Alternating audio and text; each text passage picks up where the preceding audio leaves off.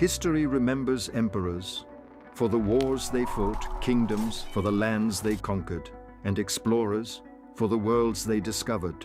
But one ruler entered history for something far more unusual: wealth. So much wealth that more than 7 centuries later, historians are still asking the same question. Was he the richest person who ever lived? His name was Mansa Musa. If you've searched the internet, you've probably seen headlines calling him the richest man in history. Some articles even claim his fortune would be greater than that of today's wealthiest billionaires. But yet, can we really measure the wealth of a 14th century emperor using modern dollars? Or has a remarkable historical figure to become surrounded by centuries of exaggeration? To answer that question, we have to leave behind skyscrapers, stock markets, and modern wealth. Instead, we travel back more than 700 years to one of the greatest empires of medieval Africa. The Mali Empire stretched across much of West Africa.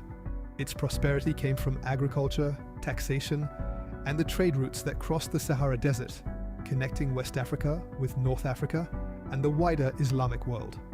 Among the most valuable commodities moving along these routes were gold and salt, resources that shaped economies across entire regions.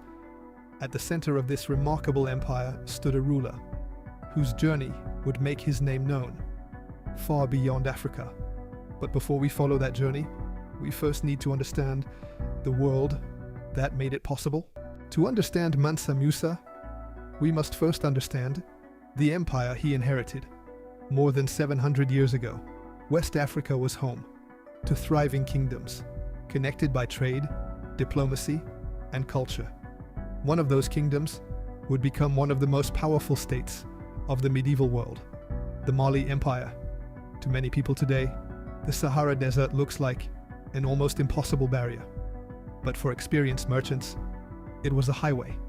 Camel caravans crossed the desert by carrying goods between West Africa and North Africa. The journey was dangerous. It could take weeks, sometimes months. Yet the rewards made the risks worthwhile. One of the most valuable commodities carried south was salt. In a hot climate where preserving food was essential, salt was far more than a seasoning.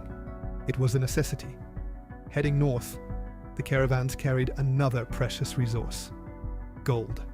Control over these trade routes and access to valuable resources helped make the Mali Empire one of the wealthiest empires of the medieval world.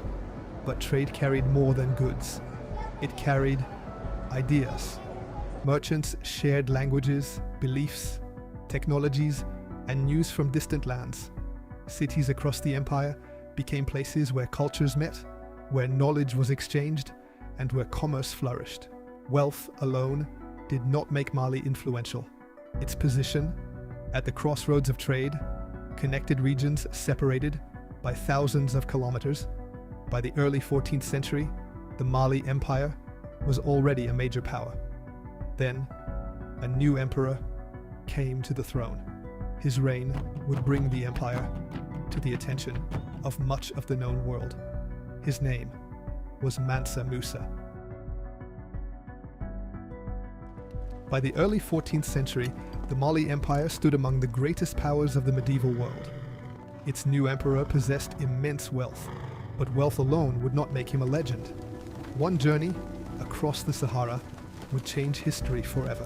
What happened on that journey would astonish the medieval world. That story begins in episode 2.